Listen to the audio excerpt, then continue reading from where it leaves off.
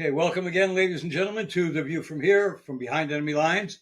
Okay, Mike, you were saying something just before we started recording? Yes, I was. What are you talking about? Yes, I was. I was talking about something before we were recording. Oh, you're correct. You're correct. Are you going to continue that vein of thought? And here he is. Scary man. Hey, Gregory. Yeah, I don't have a picture yet. I do. There Hi, we go. can you hear me? I'm sorry. Yes, we got you now. Okay. We got video. Say something again. Hello. Say something again. Check the audio. Hello. Can you hear me? Yeah. Okay. Can you get your mic a little closer to you or something, or Sure. raise your volume? Is it better now? Yeah. Okay. All right. Well, here we are at last. We did a show yesterday, and throughout the show, we had a subplot of Gregory not here yet. And actually, I listened to the whole show afterwards before I posted it, and it came out pretty good. And I think you'll enjoy it because every once in a while we bring you up. Do not listen to that podcast. Yes. No. That's because Michael brought up maybe his mother made him take out the garbage and he can't get on the podcast. I got that from Galaxy Quest. Okay, I got to introduce Gregory. Is it Lyakhov or Lyakhov? Lyakhov. It's Lyakhov. Oh, the A is silent. Okay. Gregory Lyakhov, who has his own blog. He's got 50,000 followers on his blog. He just started his own podcast recently, correct? Mm-hmm. Okay. Yeah. And what's the name of the podcast, by the way? So the podcast is called The Patriot Perspective, and I am actually teaming up with one of my friends who has his own YouTube channel with around 50-ish thousand subscribers. Oh. His channel is called Theti Mapping, THETI, and then mapping. Yeah, he does a lot on the Ukraine war. The what mapping? I'm sorry. The what mapping? THETI. Oh, mapping. Okay. Yeah. And because I'm more on the print side and less on the media side, I am currently the youngest nationally syndicated columnist in the U.S. I write for Newsmax and Town Hall Media as a columnist, as well as the Wall Street Journal, The Hill, the New York Post, the Gateway Pundit, and dozens of other outlets. Yeah, you got some pretty good, got a nice resume there. Yeah. I applaud you for your initiative, too. It's a good combination. Podcast. Not the other way around. That's the podcast to be on. No. Anyway, no, I'm glad. I'm happy for you. I'm happy we've met somebody who is young and has ambition and is doing what he feels he wants to and has to do. Mm-hmm. That's great. Thank you. It wasn't until we were in our 70s that we started this thing. Actually, Mike was still in his 60s when I started this. Yes, I was. He's aged since he's been doing the podcast. As we all have. Even Gregory aged since then, Hey, so come on. I always say, aging is not that bad when you consider the alternative. Okay. So, what made you get into? To let you know, when you cross 65, you can finally say, "I won," because anybody who makes it to 65 is a winner. Yeah. I'm sure. Okay, so what made you get into start your blog? Let's say first. Yeah, so that came first. So my blog was actually the very first thing I started before I started writing for major news media outlets. And the reason I started is because for 16 years of my life, I actually had undiagnosed ADHD. And what that meant for me was that I couldn't read, I couldn't write, and I was a failing student. And only actually last year I read my first book ever. And after reading that book, it was by Alan Dershowitz, named The Case for Israel. My entire life changed. And I started to get into politics. I started to see where I'm actually passionate about. And that's why I decided to start writing and sharing my perspective on certain issues. And, just from there, it perspired into something like this. Well, your emails to me are very, I wouldn't say that you can't write. Okay, I Well, would say. now it's In different. fact, Michael noted when I sent him the copy that you were very well spoken. Yes. I listened to some of your podcast work interviews about the Jewish condition in New York Mhm. and bread and communism and that vile creature that is running for mayor. He's not a human being. Because his, in my opinion, his general demur is to eradicate anybody who is not like him and to basically destroy the capitalist system, which, when it is working, works beautifully. Yeah, Mhm. you're 100% right. And this man running for mayor, his name is Zohran Mamdani, and uh, he is a terrible mayoral candidate. And the scariest thing was that just a few months ago, no one knew his name, and now it seems as if he's all over national media. So I actually want to first start off, if anything, by complimenting the way he ran his campaign. I think that he ran his campaign in a way that every single politician, whether they're on the left-leaning side or right-leaning side, could learn from, because he got votes from people who never even heard of him. He went from a polling candidate at 2% to a polling candidate at almost 50%. It's unheard of for an election. And he really shows that when you focus on a city and you really want to win it, you can. But he also shows that people are willing to vote for someone who is going to bring in communism to the United States. And, Sadly. when it just starts with New York City, it will go all around the US. It's not going to be only with New York City. New York City is the biggest city that we have in the US. So it will spread to Los Angeles, then Atlanta, all the other liberal cities, and then it will fester into the entire United States government. That's what I think is the concern. Well, first off, he didn't get a majority of the votes. One, two. There He were got the several majority out of candidates. it's a rank vote system. So basically they rank Yes, their candidates. So he got the majority out of his out of main those running. competitor. Yes, Yeah. but he was running against, I think, what was it, 3 or maybe 4 other people, and he got Yes. more votes than that. But nobody got over 50% of the vote. Yes. So a lot of the people who voted for some other candidate probably would not have voted for him anyway, and will not vote for him in a general election. That's Yeah. my hope. However, if he does succeed and he does take over New York City, once he institutes his socialist policies, the country, at least, if not the world, will see that these policies don't work. These policies only create destruction in the economy of the city, and I think it will result in. I hope it would result in a reduction of people wanting to institute socialist policies in their own cities and states. I That's think the only good thing I see coming out of this.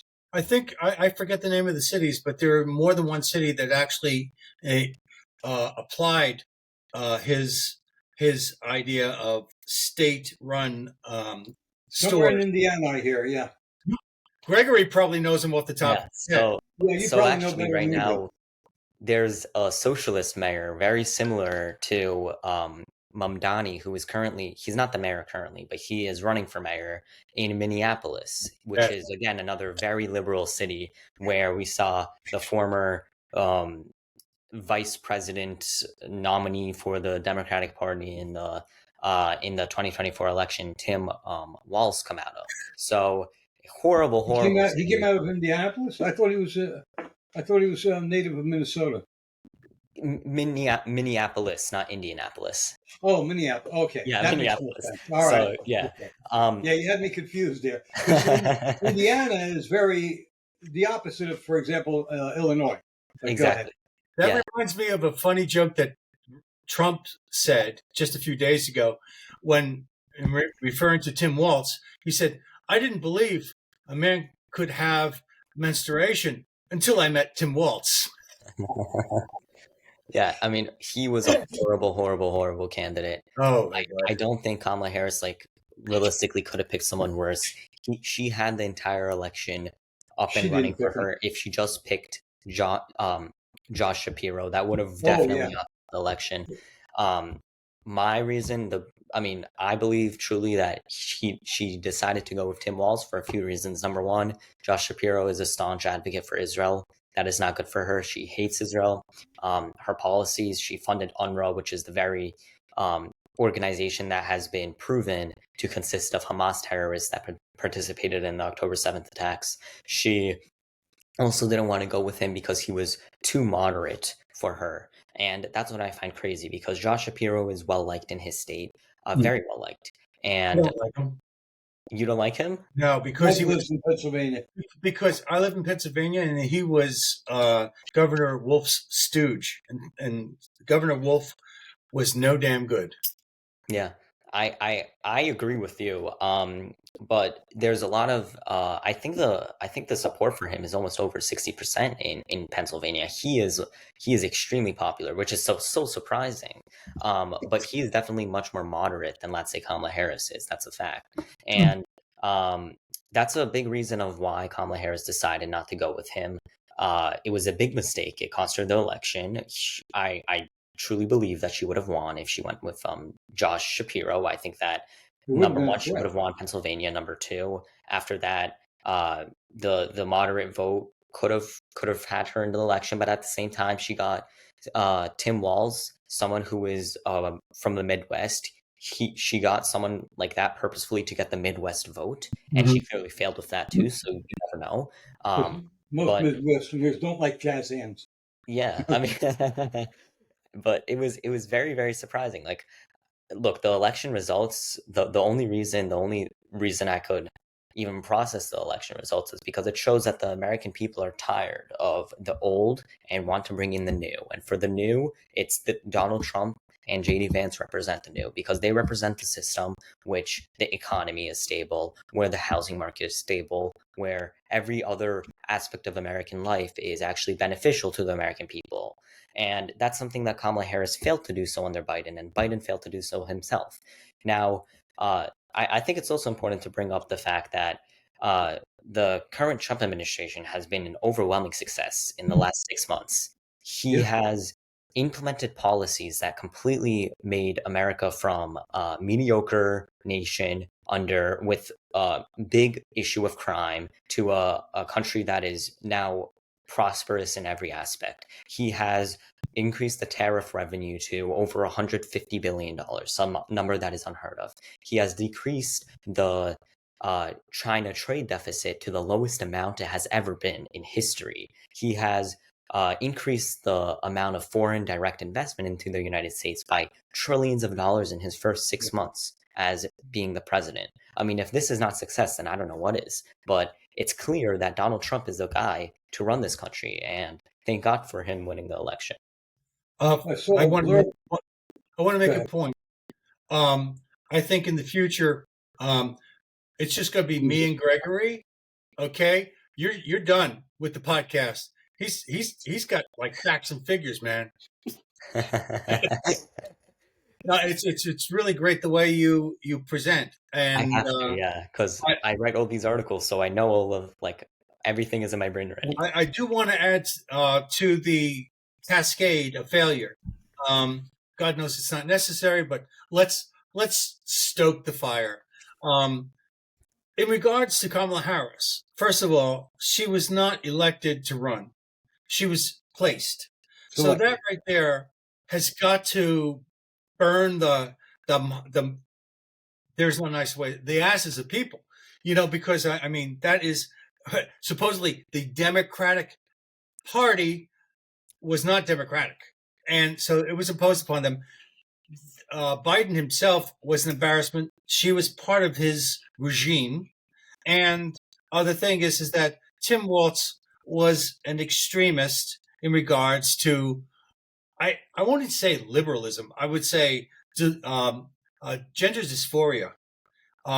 So the thing is that I don't necessarily think choosing Shapiro would have won the election. I think it would have greatly improved her votes.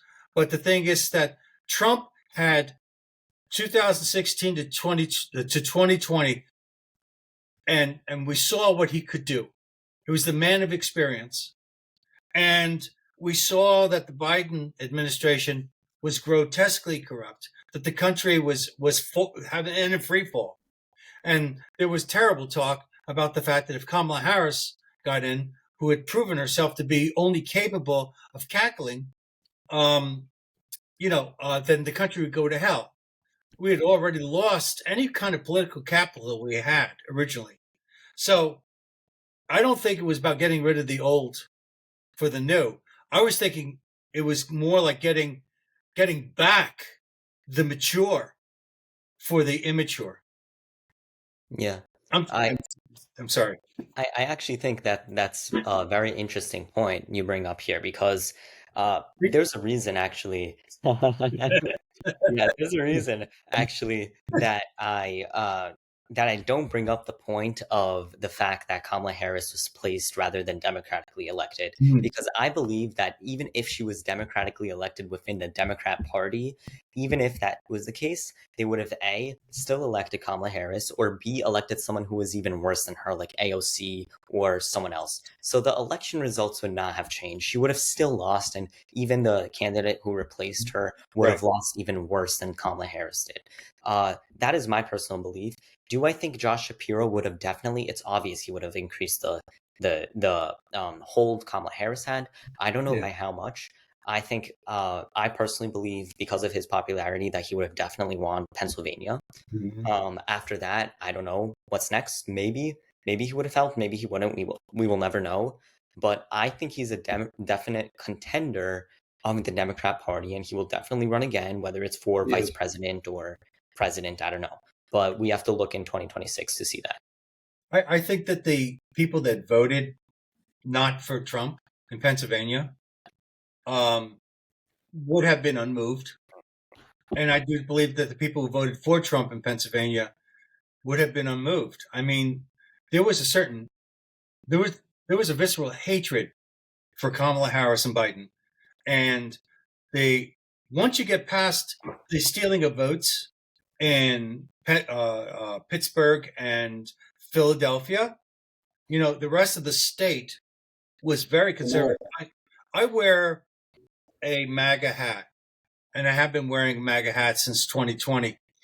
And my experience has been complete strangers come up to me and they thank me about wearing the hat, or we get into a conversation. And then what happened is interesting. What happened was I bumped into two other guys in a store. They were both wearing MAGA hats. And I said, "Whoa, you guys are wearing MAGA hats too?" They go, "Yeah." And then I said, a lot of people come up to me. And they said, "Yeah, me too." It seems that there was a bunch of us out there with our little lighthouses on. And what I'm saying is that I don't want to believe that we would have lost Pennsylvania if Shapiro ran, but it certainly would have made it a very dangerous race. What you said before about Minneapolis, they have government-owned stores there, and the stores, the grocery stores, the shelves, from what I heard the other day, are mostly empty half the time. Okay, and people can't get what they want. Meanwhile, those stores have destroyed the bodegas and other small grocery businesses. Yeah.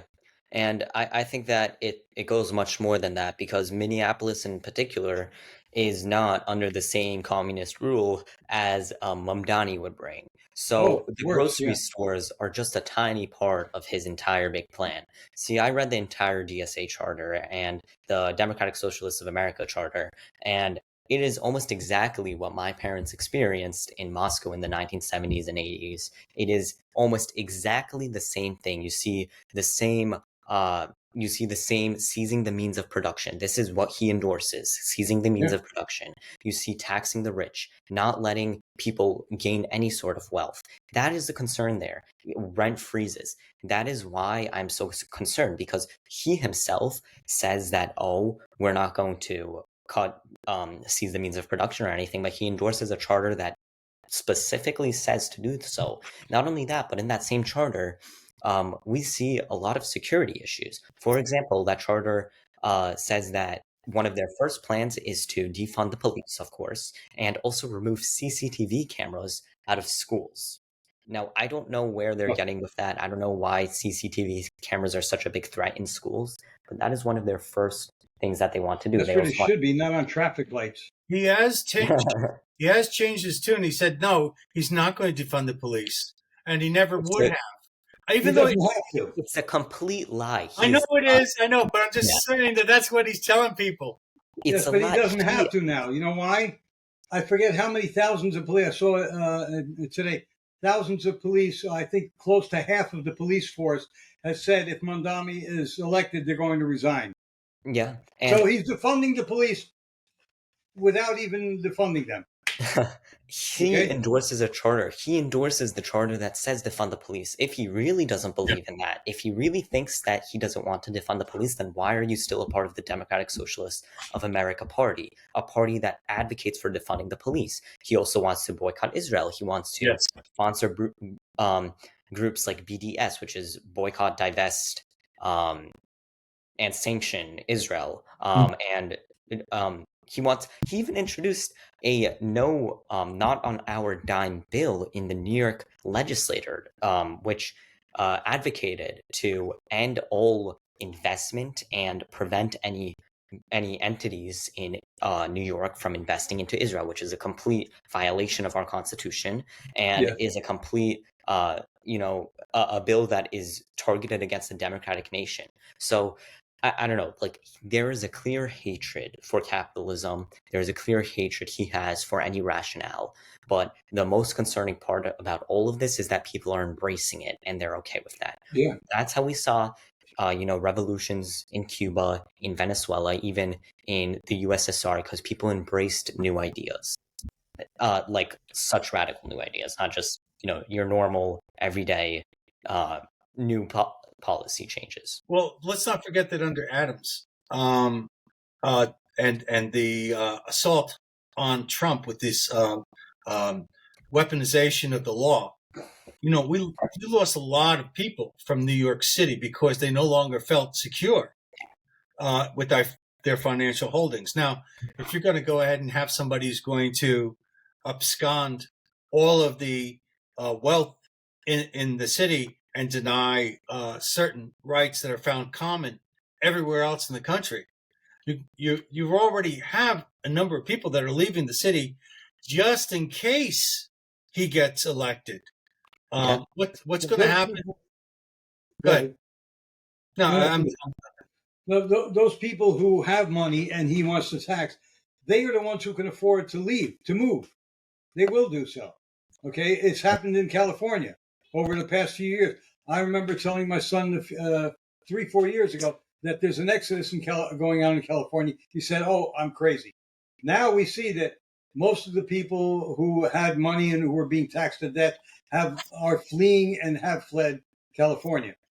Okay? Problem is, a lot of them are going to Texas and other states and voting the same way they did in California to bring back that kind of regime, just like people who believe in Sharia law, but they escape the country they were born in, come over here, and they're free to speak, which they weren't free to do, women particularly, okay? You know who I'm talking about in Congress, all right? They come over here, and they try and turn this country into the same shithole that they left. And look, we see, like, my number one suggestion, if you really want any suggestions from me in this podcast, would be to buy real estate right now in Florida. That is the number one that you can make. If you buy real estate, you are going to make money off it right now in Florida. But in all seriousness, it's a big concern. We are turning the best cities in the United States into ones where Democrat candidates are turning into a garbage pail of a city. I mean, look at New York City now. It's not even anywhere as nearly as good as it was, let's say, under Giuliani or Bloomberg even. Not safe. Where the city was beautiful. Under Giuliani, it changed radically from what it was before. From the 70s on, when I used to go to visit New York and so forth, it was dirty. It was just a dirty city. Exactly, yes. And I was living in New York. After I got divorced, I lived in New York during the 90s and into the 2000s. And Giuliani, I was opposed to his anti-gun stance, but everything else I agreed with. I mean, he got rid of the squeegee guys. I used to hate coming out of the tunnel and having some dirty bum come up to the thing, squirt my windshield with dirty water, and then smear it so I couldn't see. And they want money for that. They want money for that too. Oh yeah, they wanted money, and if you didn't give it to them, they get angry. You know, Exactly. Well, Yeah. a couple of times I told them, "I'll give you money, but don't touch the windshield." I used to jump out of the car and I used to tell them, "Do not touch that car," because I just, yeah, it's being imposed upon you. But if we're going to talk about the misery of large cities, what about Los Angeles and the fires there? Yeah. Oh, did you hear the latest about Los Angeles? There's another side. The Pacific Palisades. You know about what they're doing there? Yeah, of course. They're building affordable housing. Yes, but I heard somebody else talking about it this morning, and they were saying the reason they want the affordable housing there is in 20 years they will be able to turn that into market housing, and they'll have made a fortune because they won't be paying taxes on it for 20 years at least, and they're going to get these small rents enough to pay for their investment. Then 20 years from now, they'll start renting it to people who want that view, who will have money and who will pay that money, and they'll make a fortune. Of course. Look, these cities are ridiculous. That is just one of the several examples. That happens almost every day in these big cities. And something that we need to start understanding is that if we are continuously allowing for radicalization to happen in these big cities, that it will affect other parts of American society. Look what happened in Los Angeles when we had the ICE protests, when we had cars being set on fire and the New York Times claiming it was mostly peaceful. They were just having fun watching cars burn.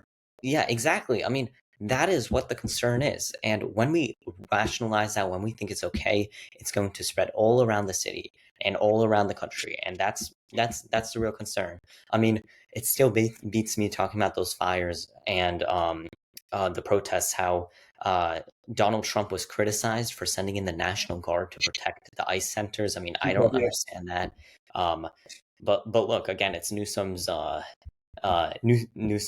territory, so I guess I would stay away from it. It doesn't have to make sense because they're projecting that information out to the delusional, those who have been groomed to accept whatever they're told.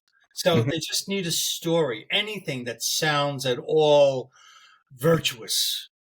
Yeah, those same people are the ones who are not being told what was just discovered about the top people in the Obama administration going after Trump. It was all a coup, basically, and or an attempted coup, and weaponizing every government agency they could against Trump, lying constantly. And the regular media is not telling this to people, so they still believe that Trump was involved with Russia and that January 6th was an insurrection. Now, let me ask you this. What insurrection in a country where there are more guns than there are people, and the people supposedly participating in this insurrection leave their guns at home and they go and walk through the Capitol with no weapons to take over the country? Yeah, well, how does that make any sense? But this is interesting. Like, I have always had the same stance around January 6th in 2020, and that is that I think it was a tragic day. I don't think that whatever occurred in the Capitol should have occurred. I think it was ridiculous. I don't support anyone going into a Capitol building, a U.S. building, and protesting where they were invited in.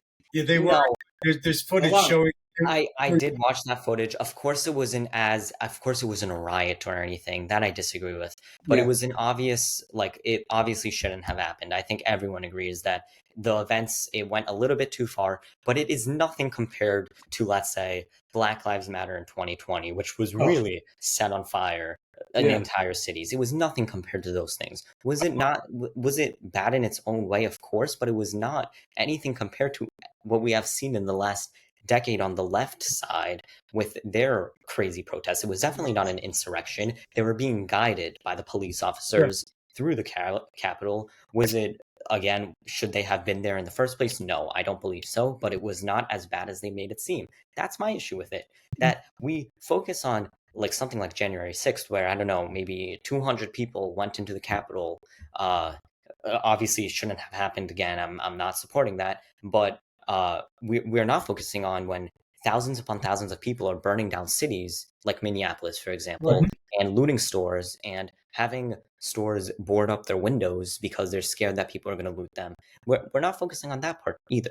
Well, Also, the reason I ahead.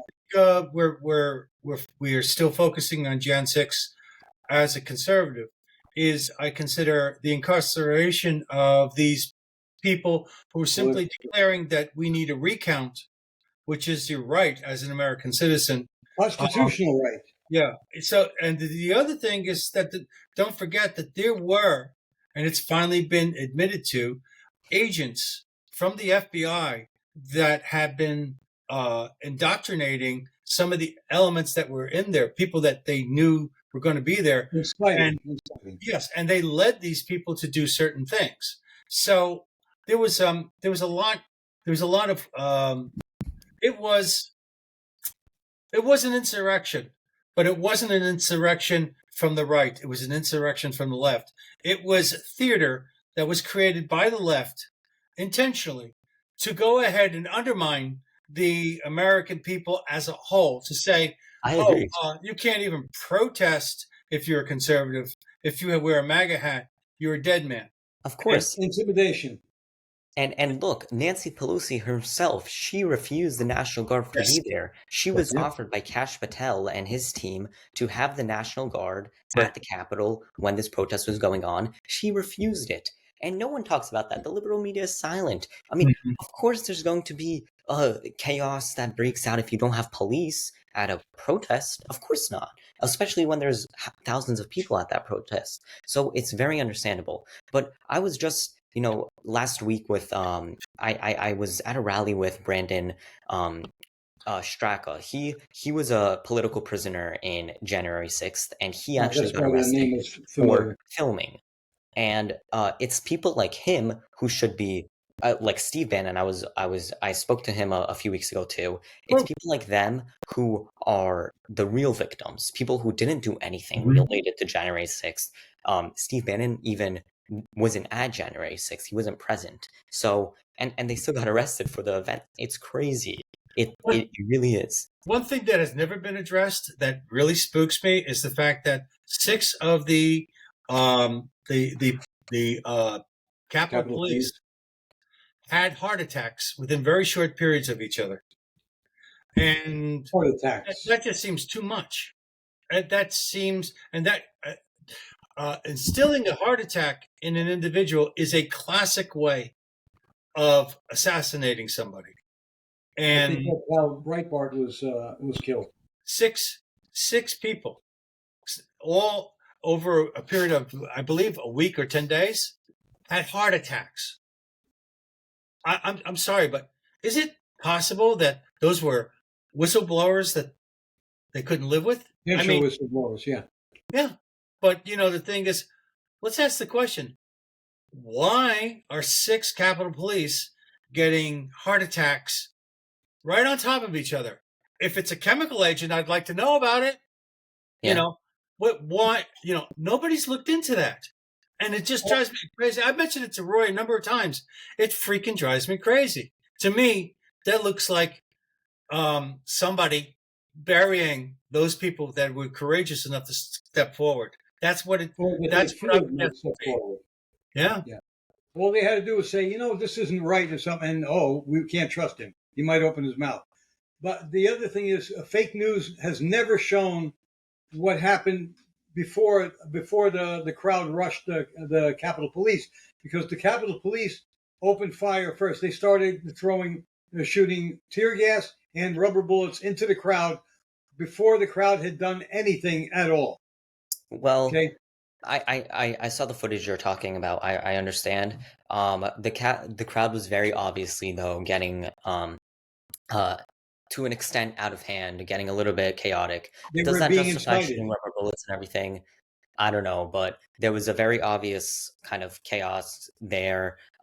In general, I'm very reluctant to criticize the Capitol Police in what they have done on January 6th. I think that their reaction actually calmed the situation down towards the end. In the beginning, did it bring up the chaos? Maybe you're right about that part, but in general, I really think the National Guard should have been there, and that's Nancy Pelosi's job, and she yeah. refused. I think this conversation proves one thing. There has to be a nonpartisan, serious, deep dive into January 6th and get real evidence, real answers to eliminate this minutia that's covered, this fog that's covering that entire event. So this way, people can say, this is what happened. Well, I read yesterday that Trump is in favor of investigating the events of January 6th in depth. Yeah, well, we also have to understand that, look, the Trump administration, he's doing a lot of things right now. January 6th is a thing of the past. Is it important to investigate? Of course it is, because we never know what's going to happen later in relating to that. And thousands of people were affected by the events of January 6th. But I don't think it should be his number one priority. I think that... No, it's not. It's not, obviously. He has a limited amount of time to do things, because God forbid he loses the Senate or the House in the midterms. But at the same time, really tight. But at the same time, I think we're all in agreement that there was something radically wrong that took place, and that the conservative people were held accountable for something that they may not have been responsible for. Yeah. So the point is this: there's a number of people that don't know that, and it would be nice if we could all get the entire American people on the same page. And I know that's not going to happen, but we could at least present to those middle of the road people that have heard too many disagreeable stories saying, okay, this is what happened, and this is what the government under this regime did, and now we have a different thing going here, and now we're trying to make things work, but we have to tell you what really happened there. And the problem with that is the media not telling, for example, about what we've discovered about Russiagate, which is beyond reproach, the information that's come out. And a lot of people are not being told by the media. So it's going to be up to people like you and us to tell people. All right. Thank God that most people, except for the people on the left, have no faith in media anymore. Yeah.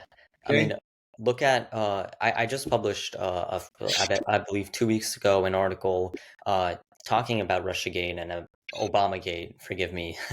But in the article, I discussed that Obama, he not only cost us the election, where I actually read a report by, I believe his name is Richard Epstein, not connected to Jeffrey Epstein, but he's a Harvard law professor. He's has been a liberal for his entire life. He voted for Kamala Harris. He voted for Hillary Clinton, but he actually conducted a report that showed that because of Obamagate, because of the Russia collusion hoax, it cost us over 7 million, I believe that was the number, votes of people who voted for not Kamala Harris, for Hillary Clinton, because they actually believed and fell for the Russiagate trial collusion hoax. And she was behind it all. Yeah, he was himself a voter though for Hillary Clinton, so he's not biased or anything. He has nothing to win. Right. But he admitted through his report in a Senate testimony that millions of people voted for Hillary Clinton in the 2020 election. It was Joe Biden, also because Russiagate obviously was still not exposed. Millions of people voted for the other side, which is completely crazy. Not only that, but the Mueller investigation cost U.S. taxpayers over $32 million. We paid millions upon millions of dollars for something that shouldn't have ever happened, because the investigation led to nothing. We already knew the results of the investigation before we started it. So I blame Obama for it. I blame his administration. And unfortunately, because of immunity, we can't necessarily hold everyone accountable, but everyone who can be held accountable must be. Gabbard is in charge of intelligence, right? Yes. Okay, so the thing is that she has publicly declared the possibility that Obama his acts are treasonous.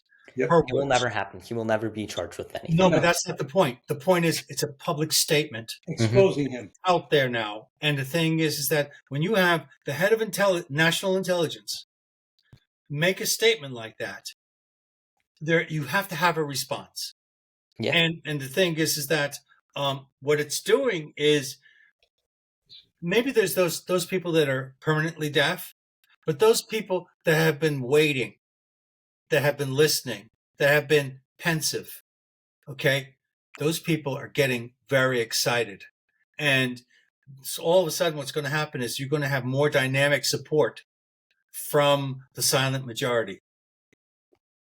Yeah, I agree with you, and I would like to call it the loud majority now. That's what it is.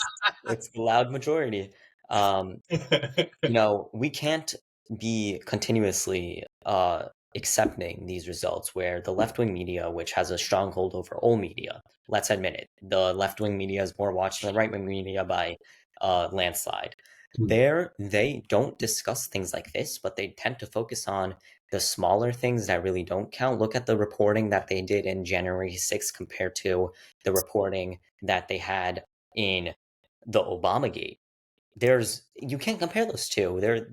And the truth is that's because the left-wing media is corrupt, it's biased in its own way, and they will never discuss things like this. And this is a much bigger event, an act of treason than January 6th was, but no one talks about it because it's not important for them. Right. So, look, and I'm not even coming from a biased standpoint. I have criticized the Trump administration's handling of the 2020 election. I have criticized him for that. I believe that he didn't handle it correctly as presidentially, even if I believe that the results were not necessarily proper. He still should have still should have handled it in a more presidential way, and I criticize him for that, and I still do. But when you choose just not to focus on the past administration and not to focus on Obama, when you choose to ignore that, then that is obvious bias. There is an obvious bias here that the media should be held accountable for.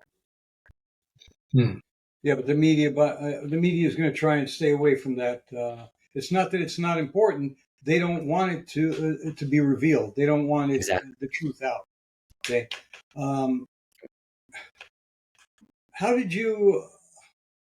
Okay, were you born here or in Moscow? You were born in Moscow? I was born here. You were born here. Okay. Why did your parents leave Russia?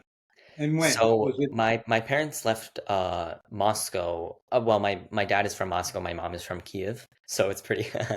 Now they used to be very close cities together, but they don't throw drones at each other at home, do they? No. I think you should be the ambassador to stop the war over there. Yeah. That's no, he could sell them the drones. He's a capitalist. Yeah, exactly. And in that situation, they had bread lines, they had those subsidized grocery stores.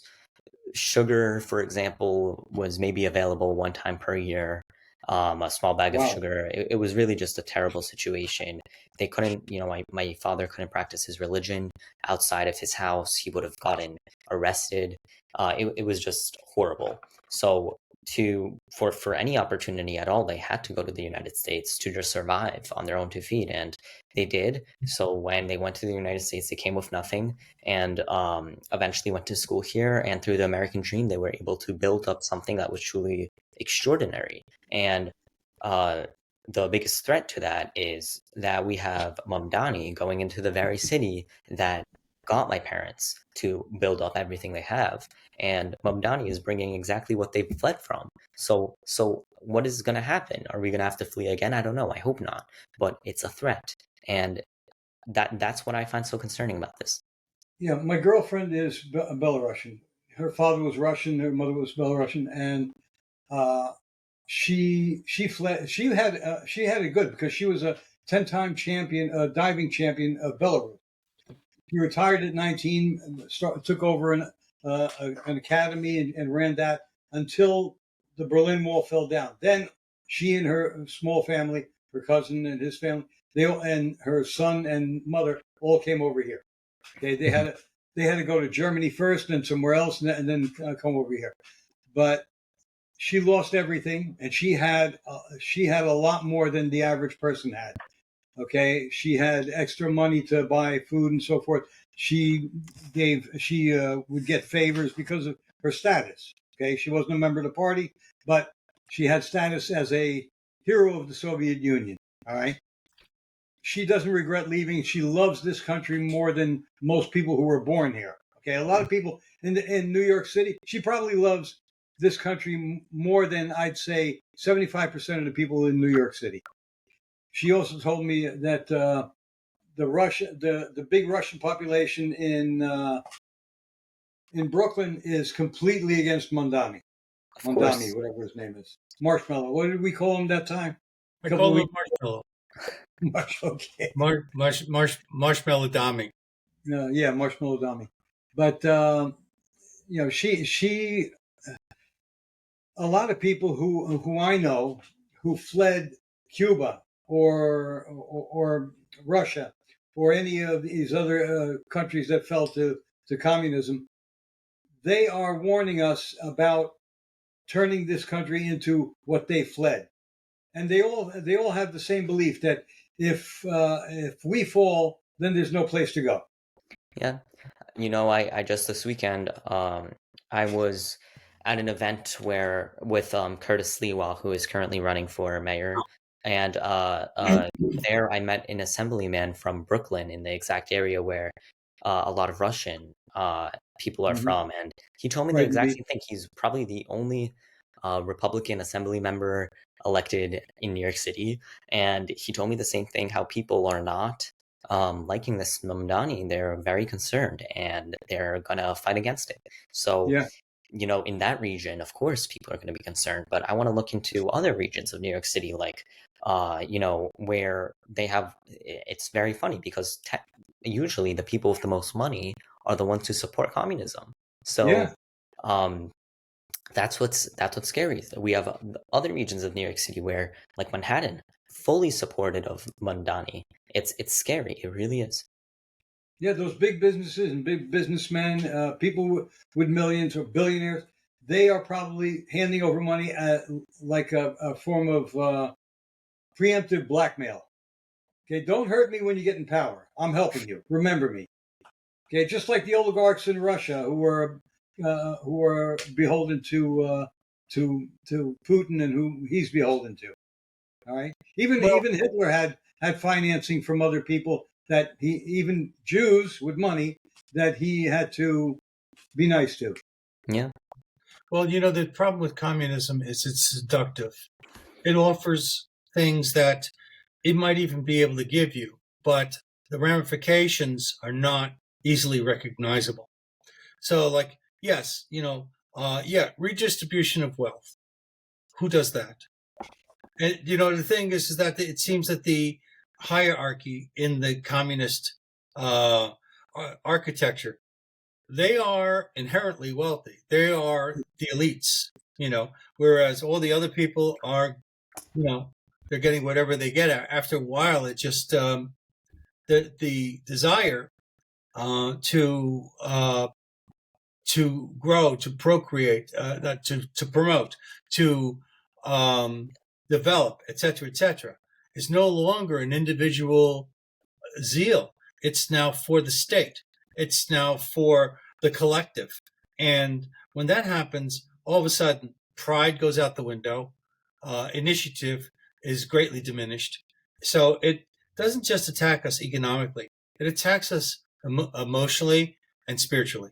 Yeah, and look, in communist society, communism works wonderfully. I really believe that communism and socialism work perfect as long as you're on someone else's money, not on your own. The entire society of the entire ideology of communism relies on someone else's money.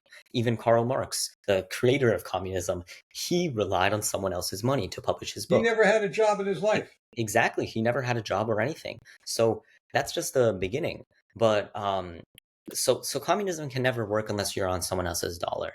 That's why countries like Sweden, oh sure, you can live there, but you're going to be on the US's money. You're going to be on a capitalist society who is funding you. It's not it's communism or socialism because the And U.S. Sweden is not a socialist state. In fact, a few years ago, their prime minister came out and said, "We are not a socialist state. We Yes, are a but they capitalist have country, socialist. but we have yes, exactly. Yeah, they have socialist policies. Even Canada has a free healthcare. Canada's lost right now, and it's ridiculous. Look, I just got some breaking news that Putin and Trump are set to meet sometime soon. They agreed to meet with each other. The date and location are not set yet, but that's big news in the Russia and Ukraine war. It's going to be their first time meeting, I believe, since 2017 or 18. So that is very big news. Just thought I would mention that. But that's how we develop. That's how we have to have diplomacy to an extent. But I was just curious, what are your thoughts on the war in Ukraine right now? Like, obviously Trump is changing his stance a little bit from what he originally came into. So just wanted to hear your thoughts. I don't know. I'm curious. Well, I think that Europe has an obligation and more at stake in the defense of Ukraine than the United States does. We're an ocean and a continent away. All right. So I think my girlfriend disagrees. She doesn't like the fact that Trump is selling weapons to Europe so that Europe can give it to Ukraine. She said that's not helping. I said, yes, it is helping, but we're not footing the bill. The people who have a bigger interest in hiding the corruption in Ukraine are the ones who should be footing the bill, and they will be now. And we have enough problems of our own. We're in debt to $37 trillion that we know of. Okay, we can't afford to keep giving to Ukraine or Israel or anyone. Okay, and I'm all pro-Israel, believe me, and I'm pro-Ukraine. But I don't want our tax dollars going there, especially when we can't even help our own veterans. Instead of helping our veterans, the Biden regime was helping illegals, giving my Social Security. They were giving more than twice what I get in Social Security to illegals in New York, plus giving them a free hotel room in a 5-star hotel, 4-star hotel, plus giving them, what was it, $3,500 a month to spend whatever way they wanted to. Yeah, I'm an American. I worked all my life here. Here's my view. Okay, let's start from a philosophical point and work our way backwards. Nobody enters a fight and doesn't have some degree of loss. Mm-hmm. So both sides are going to lose. Okay. Second, why is Russia and Ukraine at it? Because the NATO powers, the powers that were supposed to be outside of Ukraine, not interfere, were entangled. Yeah, which gave Putin a fear that Ukraine was going to be turned into a stepping off point. Yeah. So the thing is that I won't blame the Ukraine, because the Ukraine is made out of two elements as far as I'm concerned. There's the population and there's the government. And Zelensky's government is grotesquely perverse. Mm-hmm. And what they're doing to the churches in the Ukraine is absolutely horrible, which proves it to me again. But the thing is that Russia being the greater power of the two, which has not been ultimately disputed, I think it is up to them to show a state of grace. Yeah. And I understand they have history with Ukraine. They have property, and they don't want to walk away empty-handed. The Ukraine may have been able to step out of this mess, but Zelensky's lack of statesmanship made it worse.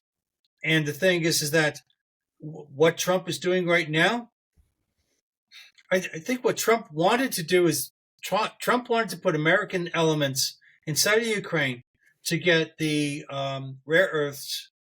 So this way, attacking Ukraine would be dangerous for Russia because hitting American elements would make it an international problem. Yeah.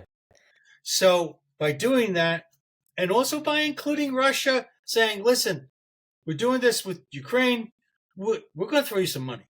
Come on, let's do something. Let's do something together. Let's make something happen. Because the beautiful thing about Trump is no matter how much of a jerk you are, he's willing to take you back under the right circumstances. Mm-hmm. So he's never completely unwilling to negotiate with you. Yeah. So Yes. what do I think about the war in Ukraine? I think it's a grotesque, horrible monster, and it should never have happened. Okay. I think that both sides are responsible for it, and European elements are also responsible for making it seem as though this was going to be a stepping stone into Russia. Yeah. And the thing is that Putin has a long history. The Russian people have a long history of invasion and this, that, and the other thing. They are historically grim. So their view of the world is a little less negotiable Peaceful. than ours. Yes. Yeah. And At the risk of sounding like I'm defending Putin, and I am not, I would have done the same thing if the country that was supposed to be a buffer between me and NATO was suddenly being asked to join NATO. Of course. Okay? I mean, if the United States, if Russia went into Mexico and right on our border, how would we react? Yes, of course.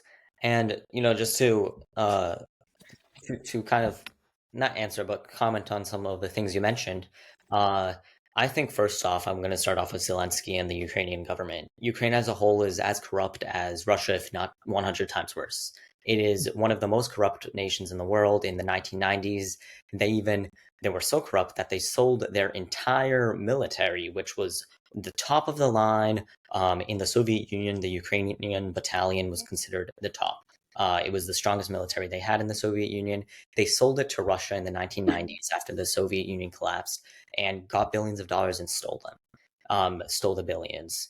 And in also to add though, I don't believe that Zelensky handled the situation in Ukraine bad. I actually think that he handled it wonderfully. I think that he is a very strong leader, and he is a leader that is what Ukraine needs during this time. Do I think that there's other things not relating to the war that are wrong with Zelensky's government? Of course. Is he corrupt? Of course. But there are, in specific regards to the war, he's a very strong leader, and he has shown over time that he is with the Ukrainian people in the fight. I like that about him. So there's a lot of things to criticize, but I'm also going to compliment the fact that he's very with Ukraine in the war, and he's acting like a leader. But there's also a lot of other questions around why Ukraine joined. You said it nicely, because of NATO. Ukraine joined because, not Ukraine. Russia attacked Ukraine because of NATO, and that is 100% true. And every other country would have done the same thing. But also, we're so far into the war that at this point, it's not even about NATO anymore. Russia is attacking Ukraine, not about NATO anymore. Mm-hmm. It's about pride. It's about other things like that.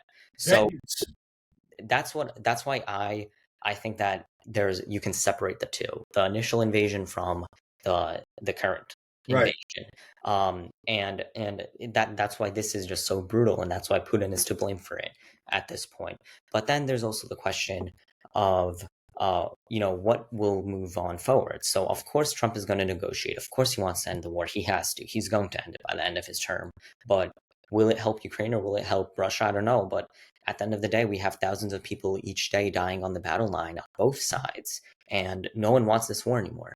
Putin doesn't want the whole point of NATO was basically to have a combined opposition to Russian advances. Yeah. Now, here's the thing. As long as NATO exists, that is a declaration that problem is real and that Russia is a threat. So the interesting thing is that, in a sense, to make themselves relevant, they created the problem. Yeah, to an extent. But we also have Turkey in NATO. Turkey is the most independent, anti-American. I'm going to say it's anti-American. They are anti-American. Yeah, pro-Russian country that there is. So it's very odd, the situation with NATO. That's why, in general, any agreement like NATO is not really beneficial too much to the United States at this point. The UN, for example, that is just a waste of taxpayer money. I hope Trump cancels it. I really, really do. And any other, supranational organization that tries to bring in people for diplomacy, it's not going to work, especially when you're the most powerful nation in the world right now. So I don't know. I hope the things I really hope are the UN is done. I hope Trump cancels it. And I hope that NATO is being rethought, because if we have Turkey in NATO, then why not bring Russia itself in NATO? My belief is that they will stop the Ukrainian war if and only if Europe and the United States say Ukraine will never be a part of NATO. They said that in the 90s, and they went back on their word. However, if we make reassurances and say Ukraine will be a neutral buffer between Russia and the NATO countries, I think that would help Putin say, yeah, okay, we'll stop the war. I disagree with that. I think that it's too far-fetched. The war is too far on for that. I think it's obvious to anyone that Ukraine is never going to be able to join NATO. That's just not possible at this point. It will, because Putin will start the war up again if it stops or anything. And NATO as a whole, I don't believe they seriously think that having a country like Ukraine, which borders Russia and has been in conflicts with Russia every other year, as it seems, will be beneficial to NATO as a whole. So in my opinion, the best thing that could happen right now is for the U.S. to get economically involved in Ukraine, to have the minerals exported, everything that will benefit the United States. It will also provide Like Mike reassurance that if Russia were to decide to, let's say, strike those sites, then it will turn into a much bigger issue, as you mentioned beforehand. So yes, I it think would that drag is a the very United States in. Yeah, I think that's a very interesting way to do it. I think that's what Trump is going to try to do. Will it work? I don't know, but it's the best thing to try right now. Well, I think in order for that to work, there has to be reciprocal offer for Russia. They have to give them purpose in let's say our economy. So there's we could always use more vodka. And sorry, I made a joke. But anyway, the thing is that here's the thing. We haven't talked about the ceasefire in Cambodia and Laos. Okay. No, Thailand. Was it Thailand? Thailand and Myanmar. No, Cambodia. Cambodia. Yeah. Okay. So the thing is, he orchestrated that, and I understand that it's not a perfect ceasefire yet, but it's moving in the right direction. There's dozens of things that he has done for peace. Donald Trump is by far, in the last 5 decades, he has by far been the most peaceful president that there is. Yeah. I speak with Alan Dershowitz. Alan Dershowitz is my personal mentor. Because again, the first book I ever read was actually written by him. Right. And I was just speaking with him earlier today, and I sent him an article that I wrote about how Donald Trump obviously deserves the Nobel Peace Prize, but if he were to receive it, he shouldn't accept it, because we have people like Yasser Arafat, a terrorist, who got the Nobel Peace Prize. Jimmy Carter got the Nobel Peace Prize. I don't want Donald Trump with him. Obama. In the Obama for Before doing he nothing. did anything. He got it 3 weeks into his presidency for doing absolutely nothing. And Well, then actually, as I remember, Award. he was offered the Peace Prize for putting for stopping. I think some in his previous Senate. in his first administration, he put a embassy in Israel. He was Jerusalem. No, that wasn't him. That was Trump. Trump did that. Yes, yeah. So the point is, he was offered the Peace Prize. About Trump. I understand. No, you're actually on the right track. He was offered the Peace Prize for Obama for creating diplomacy in the Middle East. His diplomacy that he created resulted in the Green Revolution. I don't know if you're familiar with that, but that was a uprising in 2009 where thousands upon thousands of Iranians revolted against the Islamic regime to create a new regime. Obama decided not to support that regime. He decided to ignore it, to denounce it, to call the Green Revolution a terrorist uprising. And as a result, it failed. And that is currently cited as the most probable example of when there could have actually been a regime change.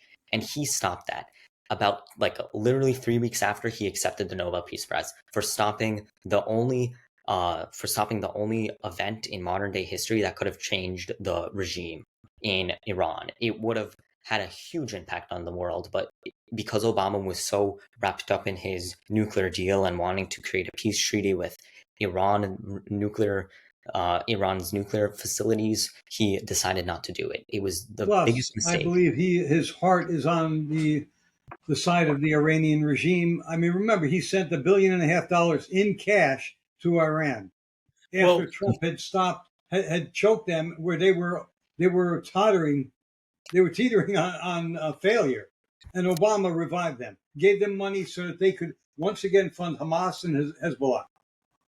Obama's foreign policy was the worst out of every modern day president there was, by far, not comparable. You could say a lot about Obama, but his foreign policy, by far his biggest mistake in his presidency. you mean Yeah, you even talk worse about the than man who Biden. refused to wear the American flag on his collar? Those are minor things that symbolize so much greater issues. Yes. Because Yeah, you're not wearing the American flag, you're supporting an Islamic regime that has killed thousands of Americans in multiple cases and was involved directly in 9/11, and you're just ignoring that. You're saying, oh, okay, as long as I can make a deal with them that will make me look good, I'm fine with that. As long as I could give them, I don't know, $180 billion in unfrozen assets, I'll be okay with that. Didn't So he kiss the ring of the Shah or something like that? yeah, no, not the Shah, the King of Saudi Arabia. He bowed to the King of Saudi Yeah, Arabia. that's right. Yeah. yeah. Trump has never bowed to anyone. That brings up a point when you talked about BLM earlier. You talked about BLM. They came to our town, to my town, a few years ago, and our mayor and the police were there, and they spoke with him, and they wanted them to kneel. The police chief, who's no longer, there's an acting police chief now. He knelt to try and diffuse the situation. The mayor, who is an old friend of mine, I've known him for over 40 years. I was so proud that he would not kneel. They said, "Why don't you kneel?" He said, "I only kneel for two things: God and the flag. And you guys are neither." Okay, and I was very proud of that. Anyway, I wanted to bring that up before, and I forgot.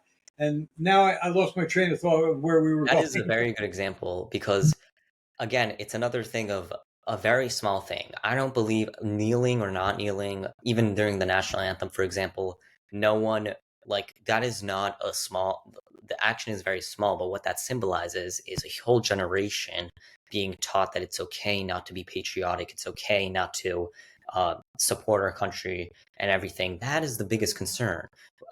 And Charlie Kirk, I was speaking with him a few weeks ago about this exact issue, and with Charlie Kirk, I said that there is a big switch in our generation, and especially in the Jewish community, in that our generation is being raised more and more to be less and less religious, to be less conservative and more liberal. And right now, there's a big population of Jews that are Jews by race, but not Jews by ethnicity and culture. That is the big issue. And that is why we have people like Mamdani, for example, in being elected in the mayor of New York City, which is the biggest city with the most amount of Jews outside of Israel. That is why. And it's a huge concern. And Charlie Kirk said it, I said it. We all have to make sure that we transition into our younger generation to make them more religious, more patriotic, and more based in their values. Because when we are parading them with all of this propaganda in schools, with all this pronoun stuff, that is how it begins. It's not that the pronouns, like, for example, I don't care who identifies as what. I don't care. It doesn't make a difference on me. What makes a difference is if we normalize that, and if we teach that is good and that is okay. I think that teaching it's okay is one thing, but teaching that it's good and that it's great and you should learn from it. If we normalize that and teaching that, that is the concern.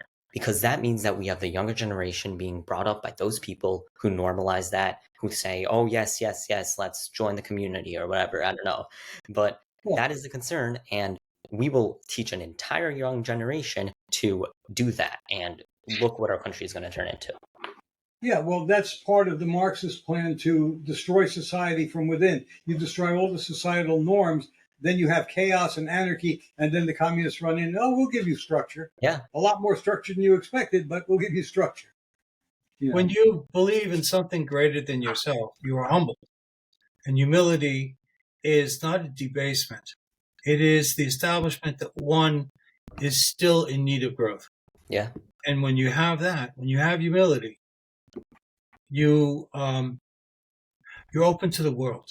Yeah. When you have been put upon and told that this particular behavior is the only behavior you may have, and it is a caustic behavior, then what happens is you collapse because the feedback is always negative, and you need to rationalize deeper and deeper in order to satisfy the conditions of agreement. Yeah, we need our younger generation in general to, exactly what you say, be more humbled. And that starts with getting them to be more religious, getting them to go to church on every Sunday, or synagogue for Jewish people. That's how it starts. We need to make sure that our generation is religious and grows up in values that are based, that are normal, that are truly good, that make America the society it is today. And until we do that, we're going to continue facing failure. We are not going to have a successful country for too much longer unless we teach our younger generation what actually is valuable and what You're is Generation not. Z, right? I am Generation Z. Generation Z, thank God, is our salvation because they are rejecting the last two generations of me. To an Okay? extent. To an extent, yeah. I mean, you're still, everybody, even my generation, same thing. We were more patriotic. Well, I don't know if we were more patriotic than our father's generation, but it's coming back where they are going to church more than they used to, or a temple or whatever, and they're more spiritual than the last couple of generations have been, and they are more pro-America. And they've lived through Biden, they lived through Obama, and they see what Trump has done and what Trump is doing, and they are using their minds to think. They're critically thinking rather than just obeying in general, rather than just obeying what the other generations are. Exactly. Are doing. And we see currently a big issue with your voice is a little low. Could you? Can you hear me now? Is it better? A little better. Now? Yeah. Okay, so we see that currently there is a big issue in our society also, and that's being talked about, is radicalism, especially, let's say, in Islam. There's a lot of talk about radical Islam being talked about, and I'm actually going to criticize the right for this. I think that the right has been a little bit too much on this part. I think that we have made it seem that it's not okay to be Muslim or anything in our society, and that's not true. I don't believe that anyone actually thinks, or any rational person thinks, that it's not okay to be a certain religion or anything, as long as that religion is peaceful, as long as that religion is, beneficial to our society. So, but when we start radicalizing any religion or any sort of belief system, that's when it differs. That's when it differs, and that's when we have people marching, calling Jews baby killers, calling Christians all of the terms you saw in the pro-Palestinian protests. That's when it rationalizes, and that's what we can't have. And look, I am all for having a more diverse society. Okay, I love hearing from different people who disagree with me from different backgrounds, but it does not mean that we need people in a society who are from Somalia, who have a history of terrorism, or who don't pass background checks. That is common sense. That is not Islamophobic or anything. But the thing that the right needs to do better on is we need to make sure that we are embracing every culture, no matter what it is, and we are okay with it as long as it doesn't affect the rest of society, and it only contributes to society in a positive manner. That's what I think the right needs to do. Obviously not to the extent that the left has done it, because the left is ridiculous about it. The left is, DEI 24/7. That's not what I'm talking about. All I'm talking about is embracing. And it's what our country is based on. I hope we can continue it. And look, I want to see everyone, even from any culture, joining the right. That's what we have to see. I want to see Muslim people on the right side, which we already see. I want to see, I don't even know, gay people on the right side. I don't care. As long as we have a society where we are truly based on our values, that is what is important, and teaching the younger generation to base them off But our that's values. the problem with that I see with Islam is the radicalization where they want to turn us.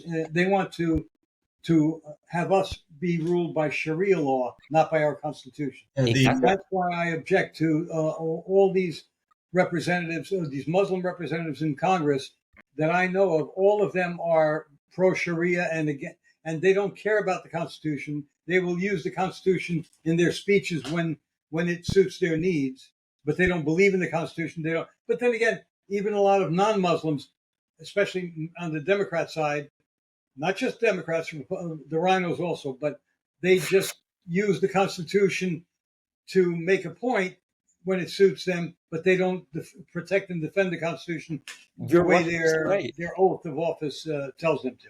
Yes, you're 100% right. I was speaking, Lindsey Graham, who is the definition of a rhino right now. Oh. Yeah, I was speaking with the former Lieutenant Governor of South Carolina, Andre Bauer. I was interviewing him for several articles, and he actually is currently running for the U.S. Senate against Lindsey Graham. With Paul Dans is also in the race, and Andre Bauer, who is a wonderful candidate, told me the exact same thing as you said. These people are wishy-washy. They will change their perspective just to fit in their opinion, and they're career politicians. Like, I truly don't believe Lindsey Graham is any better than Chuck Schumer. I don't believe, like, those are career politicians who are just there for fun. And both warmongers. Yeah, warmongers. It's ridiculous. That's why I'm surprised that Lindsey Graham is getting the Trump administration's endorsement. I hope that changes, especially with Paul Dans. Paul Dans is a wonderful candidate. Yeah. I really hope that changes there. But we'll have to see. Just to let you know, at 2:30, I actually have my Turning Point USA podcast. I think I mentioned that. Fantastic. Okay, well, why don't we cut it here? Well, yeah, we'll cut it here. Well, thank you very much. The last thing to say, though, because I've been trying to say it, the way I define the left and the right is the right is populated by people who are willing to stand alone. The left is not. I agree, and we saw that in the 2020 election when all of us stood alone. I 100% agree with you. Now get out of here. Okay, wait a minute. I'm going to end the podcast, but just once I stop recording, hold on a minute to make sure you get uploaded. Okay. All right, that's it for this edition of The View from Here, Behind Enemy Lines. We hope you enjoyed this conversation, and we hope to have Gregory back again in the future sometime. So we'll see you next time.